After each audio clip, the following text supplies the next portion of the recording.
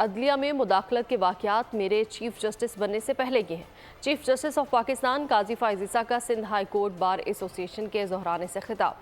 उन्होंने कहा कि जब से चीफ जस्टिस बना हूँ हाई कोर्ट के एक भी जज ने काम में मुदाखलत की शिकायत नहीं की। अगर मुदाखलत की भी जाती रही है तो मुझे रिपोर्ट नहीं की गई। ये याद दहानी कराने की बात है कि काम में मुदाखलत काबिल कबूल नहीं है।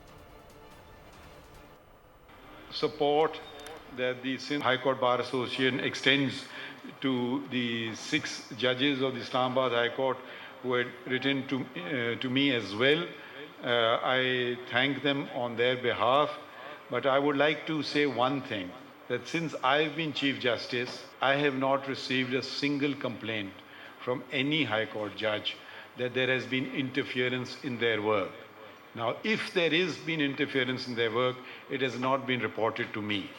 And all the incidents that were mentioned were before my watch, before I took the oath as Chief Justice.